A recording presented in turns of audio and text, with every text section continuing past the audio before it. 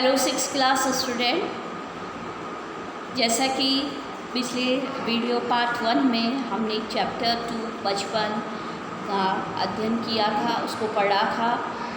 और कृष्णा सोबती जी जो इसकी लेखिका थी, उनके बचपन की यादों से हमें उन्होंने अवगत कराया था। उनके बचपन की यादों को हमने पढ़ा था उस चैप्टर में। तो अब आज हम उसी के आगे चलते हैं पार्ट 2 वीडियो में, जिसमें इस पार्ट से संबंधित प्रश्न उत्तरों की चर्चा की जाएगी। पहला प्रश्न दिया गया है कि लेखिका बचपन में इतवार की सुबह क्या क्या काम करती थी। तो लेखिका, जैसा कि बचपन की यादों में बताया कि लेखिका बचपन में इतवार की सुबह क्या क्या काम किया करती थी। तो सबसे पहले इतवार के दिन जो होते थे, लेखिका को सबसे बड़ा कार्य होता है कि वे मोजे धोने व बूट पॉलिश करने का काम किया करती थी। तो इतवार, लेखिका बचपन में इतवार के सुबह अपने मोजे धोने व बूट पॉलिश करने का काम करती थी। अब आगे देखेंगे प्रश्न नंबर 2। तुम्हें बताऊंगी कि हमारे समय और तुम्हारे समय में कितनी दूरी हो चुकी है। इस बात के लिए लेखिका क्या क्या उदाहरण देती है। लेखिका उदाहरण देती है, इस बात के लिए लेखिका उदाहरण देती है कि पहले कुछ घरों में ग्रामोफोन थे, रेडियो टेलीविज़न नहीं थे। पहले कुल्फ़ी थी, अब आइसक्रीम है। पहले कचौड़ी समोसे हुआ करते थे और अब पैटीज़ होते हैं। पहले शरबत पिया जाता था, अब कोक पेप्सी पी जाती है। तो इस प्रकार का अंतर जो है लेखिका ने इन उदाहरणों को दे करके बताया है दूरी को। नेक्स्ट जो आपका जो क्वेश्चन है उसमें पूछा गया है कि इस पाठ से पता करके लिखो कि लेखिका को चश्मा क्यों लगाना पड़ा और चश्मा लगाने पर उनके चचेरे भाई उन्हें क्या कहकर चिढ़ाते थे। तो लेखिका को क्यों लगाना पड़ा यह चश्मा, आप सभी को मालूम है कि दिन को छोड़कर के वे क्या करती थी, रात को पढ़ती थी। और लेखिका को चश्मा इसलिए लगाना पड़ा क्योंकि वह रात को देर तक टेबल लैंप के सामने काम किया करती थी और दिन को नहीं किया करती थी। ज़्यादातर काम अपना जो भी होता है वह सुबह किया करती थी। उनके जो चचेरे भाई हैं, उनके चचेरे भाई उनको यह कह करके चिढ़ाया करते थे कि देखो देखो कैसी लग रही है। क्या कह के पुकारते थे, देखो देखो कैसी लग रही है, आँख पर चश्मा लगाया ताकि सूझे दूर की, यह नहीं लड़की को मालूम सूरत बनी लंगूर की। ओके, तो इस अब चैप्टर में जैसे कि आपने पढ़ा, प्रश्न नंबर 4, लेखिका अपने बचपन में कौन कौन सी चीज़ें मज़ा लेकर के खाती थी। तो आपने इस पाठ में पढ़ा था कि लेखिका अपने बचपन में चॉकलेट, पेस्ट्री, ब्राउन ब्रेड आदि चीज़ें मज़ा ले करके खाती थी। और उसके बाद में उनमें प्रमुख फल जैसे खट्टे मीठे काफल, चेस्टनट आदि, उन्हें गरम चने, अनारदाने का चूर्ण और चना पापड़ी भी खाना पसंद था, जिसको वह बड़े ही मज़े और बड़े ही चाव से खाया करती थी। तो इसके साथ ही प्रश्न उत्तर आपके हो चुके हैं। आगे हम देखेंगे। यहाँ भाषा की बात में आपको बताया गया है क्रियाओं से भाववाचक संज्ञा बनाना। और जैसे मारना को मार, काटना से काट, हारना से हार, सीखना से सीख, पलटना से पलट, हड़प आदि भाववाचक संज्ञा है। तो आप भी कुछ क्रियाएं छांट करके लिखिए। तो सबसे पहले तो हम बता देते हैं संज्ञा किसे कहते हैं। किसी व्यक्ति, वस्तु, स्थान के नाम को संज्ञा कहते हैं। जैसे हम सभी मनुष्यों के नाम हैं, हम सारे पूरे संसार में देशों के नाम हैं, राज्यों के नाम हैं। ओके, तो इस प्रकार से ये जो नाम है, उस नाम के शब्द को ही संज्ञा शब्द कहते हैं। और क्रिया किसे कहते हैं, किसी काम के होने को। किसी काम के करने या होने को क्रिया कहा जाता है। किसी काम के होने या करने वाले शब्द को बताने वाले जो शब्द कहलाते हैं वो क्रिया शब्द कहलाते हैं। जैसे पढ़ना, लिखना, ये क्रिया शब्द है जिसको आप इंग्लिश में वर्ब कहते हैं, और संज्ञा को नाउन कहते हैं। तो इस प्रकार से जो भाववाचक संज्ञाएं क्या होती है? भाववाचक संज्ञाएं होती है जिनसे हमें भाव स्थिति पता चले। जैसे भाव क्या है? मित्र है तो मित्र हमारा जो संज्ञा शब्द है, तो मित्र से मित्रता का भाव आता है ना। तो इसी तरह से कुछ क्रियाएं होती है, क्रियाएं मतलब काम, जैसे पढ़ना है ना। तो पढ़ना जो हम काम करेंगे तो हमारे अंदर कौन सा भाव होना चाहिए? पढ़ाई करने का। जब हमारे अंदर पढ़ाई करने का भाव होगा तभी तो पढ़ेंगे। तो पढ़ना का पढ़ाई, ओके। तो जैसे हम बोलेंगे क्रिया, हम काम क्या करते हैं? लड़ने का, तो लड़ना। तो हमारे अंदर किसका भाव होना चाहिए? लड़ाई का। तो लड़ना से बना लड़ाई, भाववाचक संज्ञा शब्द, ओके। जैसे हड़प कर गया, हड़प करना, तो ये तो है आपकी क्रिया, ओके।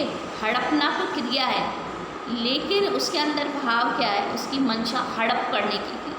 भाव स्थिति, मन की स्थिति है हड़प, ओके। हड़पना काम हो गया कि हड़प लिया है, ज़बरदस्ती ले लिया है। और जैसे काटना काम है, काटना काम है, तो काटना से आप क्या बोलेंगे कि इसकी जो भाव है, तो काट, जब काट की भावना होगी तो काटना शब्द है। हारना जो है क्रिया शब्द है, हार गया, तो उसे हार जीत तो लगी रहती है, जीतना का जीत, हारना का हार। तो इस प्रकार क्रियाओं से भाववाचक संज्ञा बनाई जाती है। कुछ क्रिया शब्द और उनके भाववाचक संज्ञा मैं बताती हूँ बोल करके। जैसे मारना, मार, काटना, काट, हारना क्रिया शब्द का भाववाचक संज्ञा होगा हार, सीखना, सीख, पलटना, पलट, हड़पना, हड़प, खेलना, खेल, सोचना, सोच, उड़ना, उड़ान, पढ़ना, पढ़ाई, हंसना, हंसी, बहना, बहाव, लिखना, लिखावट, मिलाना, मिलावट, सोचना, सोच, रोना, रुलाई, देखना, दिखाई। इस प्रकार से ये जो क्रिया शब्द के हमने क्या बनाई? भाववाचक संज्ञा शब्द बनाए। तो इनके बारे में हमने पता लगाया। तो इस प्रकार से अब आगे हम देखेंगे भाषा जो ज्ञान दे रखा है, इसमें दूसरा तो टॉपिक दे रखा है, ये विशेषण का शब्द दे रखा है कि विशेषण के एक प्रकार बता रखा है कि विशेषण का एक प्रकार होता है संख्यावाचक विशेषण, और यह संख्यावाचक विशेषण भी दो प्रकार के होते हैं। एक तो निश्चित संख्यावाचक विशेषण और दूसरा अनिश्चित संख्यावाचक विशेषण। तो सबसे पहले हम जानेंगे कि विशेषण किसे कहते हैं। संज्ञा सर्वनाम के शब्दों की विशेषता बताने वाले शब्दों को क्या कहते हैं? विशेषण। कोई भी चीज़ है, वस्तु है, नाम है, उस नाम की जगह सर्वनाम शब्द काम में लिया, वह है, ये है, ओके, यह सर्वनाम है।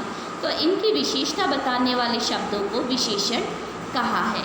इसमें देखेंगे हम कौन सी विशेषता बताई जा रही है, जो संख्यावाचक विशेषण। तो आपको मालूम है कि इसके नाम से ही पता चल रहा है कि किसी वस्तु की जो संख्या बताई जाती है, संख्या में विशेषता बताई जा रही है, तो वह संख्यावाचक विशेषण है। और कोई वस्तु निश्चित संख्या में बताई जा रही है, एप्रोप्रिएट, मतलब बिल्कुल उसका आपको मालूम है उस वस्तु की संख्या कितनी है, कि केले है 4 है, सेब 4 है, या आपने चॉकलेट ली है 7 चॉकलेट ली है, तो आपको मालूम है, उसकी संख्या मालूम है कि मेरे पास 7 चॉकलेट है। तो 7 चॉकलेट हमें मालूम है संख्या जहाँ पे वह कहलाएगा निश्चित संख्यावाचक। और जहाँ हमें संख्या नहीं मालूम होती है, अनिश्चित होता है सब कुछ, जैसे हम उसके लिए शब्द प्रयोग में लाते हैं कुछ, थोड़ा, ओके।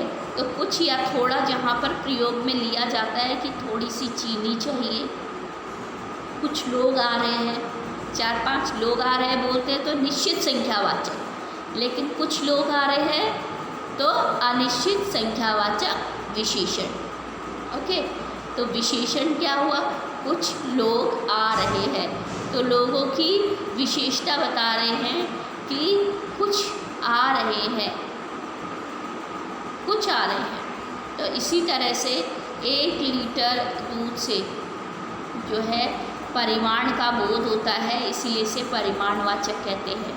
परिमाणवाचक जो यहाँ पर संख्यावाचक के अलावा परिमाणवाचक क्या होता है, जिसमें तोल, नाप तोल की जाती है, वह परिमाण कहलाता है।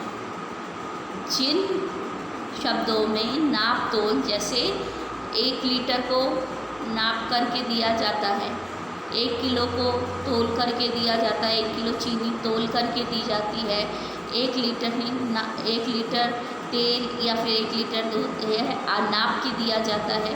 तो ये सारे जो है जिनमें नाप तोल की विशेषता बताए, वस्तु की नाप तोल बताए, वह परिमाणवाचक विशेषण कहलाता है। इस प्रकार से ये है आपके विशेषण दिए गए हैं, और जिसमें बताया गया है मुझे 2 दर्जन केले चाहिए। तो यहाँ पर 2 दर्जन संख्या बता रखी है, और संख्या बिल्कुल कितनी है, 2 दर्जन संख्या है। 2 दर्जन में 2 दर्जन संख्या है, तो केले 2 दर्जन है, तो ये निश्चित संख्यावाचक विशेषण है। 2 किलो अनाज दे दो, तो 2 किलो अनाज दे दो। यहाँ पर 2 किलो संख्यावाचक तो है, लेकिन अनाज को हम तोल के देते हैं। केले भी आप बोलेंगे कि केले को तोला जाता है, लेकिन यहाँ पर 2 किलो केले नहीं कहा गया है, 2 दर्जन कहा गया है। 2 दर्जन में अर्थात ये होता है कि 1 दर्जन में आप 6 केले आएंगे, तो 2 दर्जन में 12 केले आएंगे। तो इस प्रकार से यहाँ पर संख्या निश्चित है। तो किलो में जो है आपका क्या है, 2 किलो है, संख्या है, लेकिन इसको क्या है, तोला जाएगा। दर्जन में काउंट करके दिया जाता है, और किलो में जो है तोला जाएगा, लेकिन जहाँ पे तोल आए तो वो परिमाणवाचक विशेषण कहलाता है। कुछ बच्चे आ रहे हैं, तो यहाँ पर बच्चे तो आ रहे हैं, लेकिन कुछ आ रहे हैं, तो अनिश्चित संख्यावाचक विशेषण है। सभी लोग हंस रहे थे, तो यहाँ पर आप देखेंगे कि सभी लोग कितने थे, ये हमें नहीं मालूम है।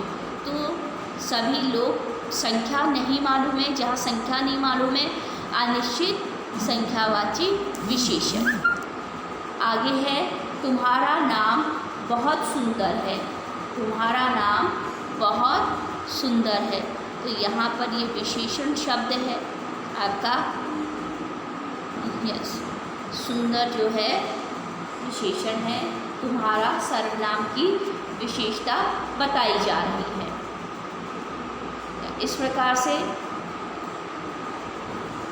सर्वनाम की विशेषता ये बताई गई है, और आपने जाना इसमें भाषा ज्ञान के बारे में। और इस प्रकार से यह चैप्टर नंबर 2 कंप्लीट होता है। Have a nice